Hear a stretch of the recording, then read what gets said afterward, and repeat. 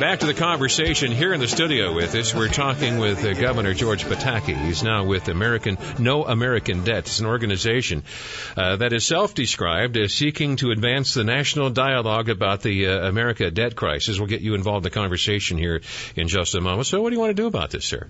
I want to pass a law in Washington, or elect officials who will pass a law in Washington that will reduce the size of the federal government, reduce spending by the federal government, reform entitlements, create an economic climate where the private sector is hiring again, and where people can believe in tomorrow, believe in the future of America, instead of having doubts, which too many Americans have today. Are you referring to the cap and balance thing, that piece of legislation? Cut, cap, and balance is one piece of legislation. That's longer term. Constitutional amendment on I'm for it, but that's longer term, but I think we need to take action now. Does that law exist yet, or is it just one that you're contemplating? Well, let me tell you what I think we could do, and it's got to be in the multiple trillions. It can't be some of the fiddling around the edges they're talking about. The bipartisan commission, the President's Commission, put out a $4 trillion cut.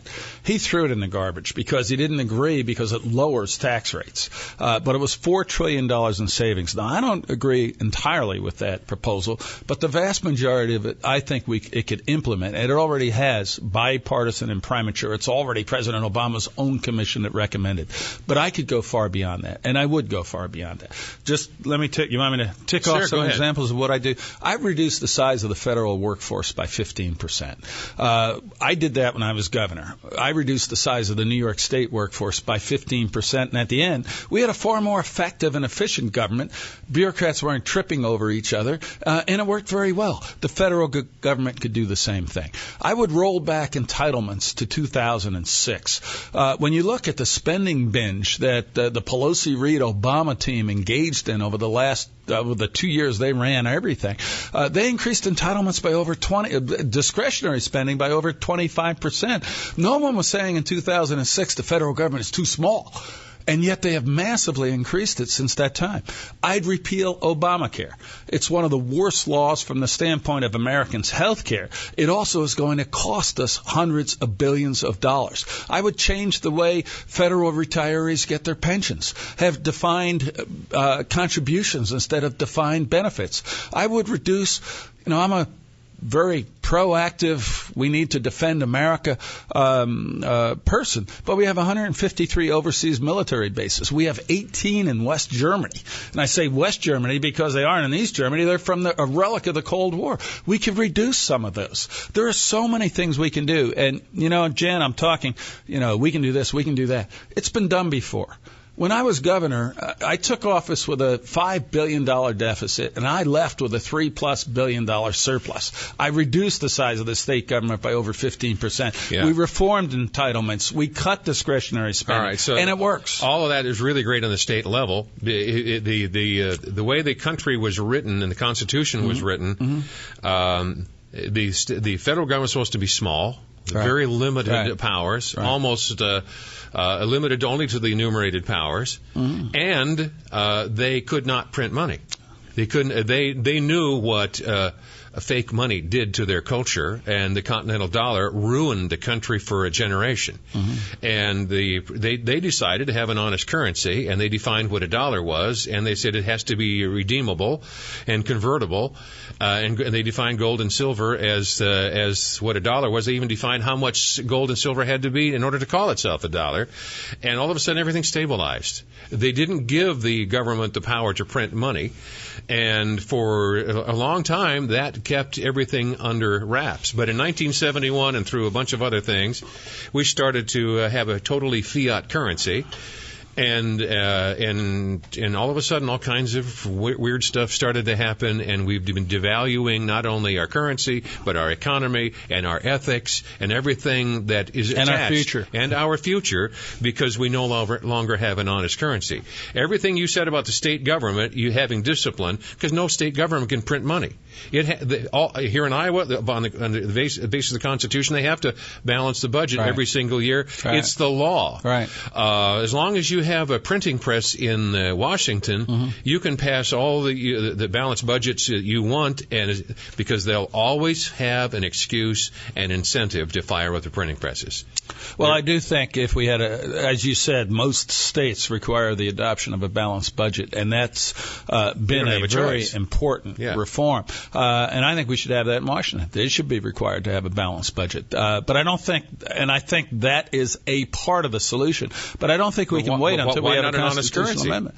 I'm all for an honest currency, and I think the massive increase in the money supply that the Fed has been undertaking is wrong. And you do need to have discipline and some ability to prevent that from happening. Who will provide it? It's up to our leadership to do that. That's the problem. But let me just, ultimately it's up to the people.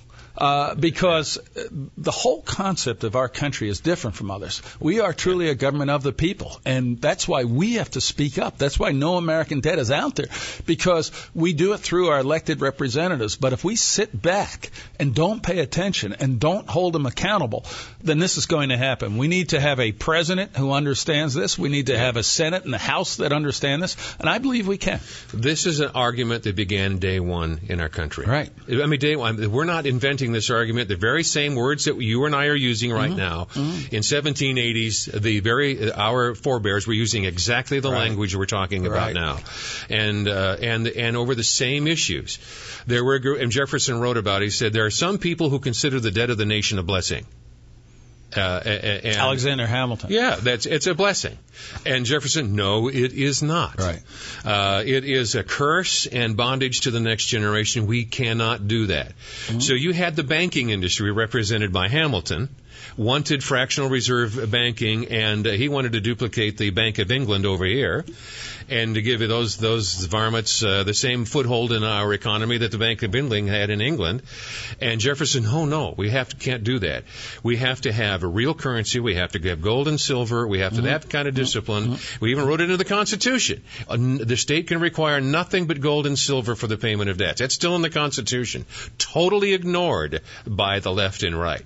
Now, you said just a few moments ago, I'm sorry to be, this is talk show disease I have, really, really bad, Governor. Not at all. No problem, Jeff. But the Democrats are Keynesians. They say debt is a blessing. The Republicans are monetists, like Friedmanites. We have to only control this with controlling the money supply. Well, you want somebody in better control than the money supply. The third option was, no, we don't put politicians in charge of any of that. We don't consider debt a blessing. We allow the currency to discipline us. We don't even put this into the hands of the people. Give them an honest currency. This stuff all sorts itself out. Well, I'm all for an honest currency, and as I said, I think what the Fed is doing is wrong. But I don't think the only the monetarists, the Milton Friedman side, the Keynesians who have failed miserably with their policies and the fake stimulus that didn't work. I am very much of a supply sider when it comes to economics. That's the third category, and I think it's the right category. Okay, and that is that you grow the economy by empowering people with their own money. You don't let the federal government take it from them and then spend it or any. No. It shouldn't be debt money. It should be real money. And it has been done. In this country is 235 plus years old. And it's just been within the last couple of years. I mean, we've had crises like World War II where we had to borrow and go into debt in the Civil War, but we've never had a time like this where to reward political cronies we are stealing from the future to live beyond our means today. Because that isn't the money supply, that's the politicians spending. Absolutely. And it's that money. And getting constitutional a little bit here because I love it. And when you think of this country, we are unique, and we are unique because we're the greatest country the world has ever known, and we still attract people from every corner of the globe because of freedom and opportunity. But our system of government is unique because you mentioned Great Britain and their banking system. In almost every country, to the extent there is a power in the public, in the people, it was given by the state to the people over time. You know, you had a king, and then over time you had to give up some power, and then Parliament had a little more power. This is the only country where the government was created by the people. The people started first and said, we the people enable in order to create a more perfect union. And we have given certain limited powers to the government. And the government, because of that, is supposed to be the servant of the people and not the master. Yeah. In Washington today, they think they're the masters. Well, they think they're the bosses. It's not the American way. It's not our Constitution. The people are the bosses. Everything you're saying exactly right, except the very first generation. Again, Franklin said you have a republic if you can keep it. That's right. Exactly right. But if the people learn that they can get money by voting money from one pocket into their own, it's over.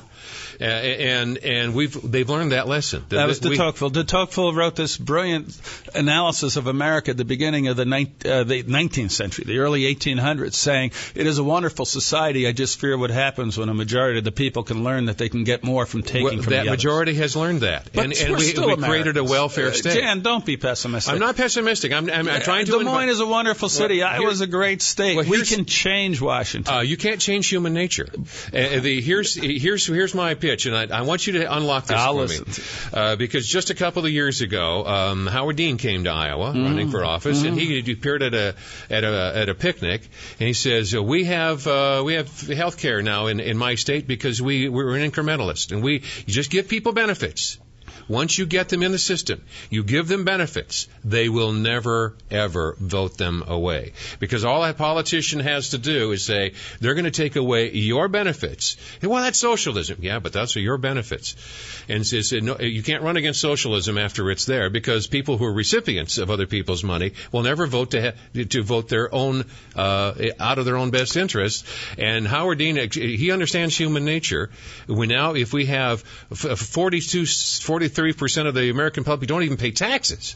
They're actually, redistribute. Why would those people respond to your message at all? Well, I think I understand a little bit about human nature, too. You know, I got elected as a Republican conservative in New York 3 times, and you can't do that with narrow partisan rhetoric. You have to have a little sense of people. What I just said, is that narrow partisan rhetoric? It's not narrow partisan, but I don't think it's reflective of the American people. You have to appeal, as Reagan would have said, to the better angels of our nature.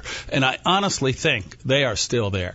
And if you have one side saying, I'm going to buy you something and give it to you for free, and by the way, I'm going to be borrowing from your children to do it, and the other side saying, they won't ever say that second part. Well, we'll remind the people of that.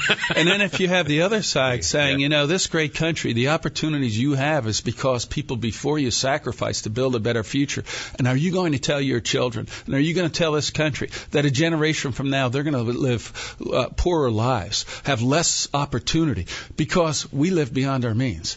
If a majority of the Americans don't believe that, then my total understanding of human nature is wrong. I believe in the American people, not the political class.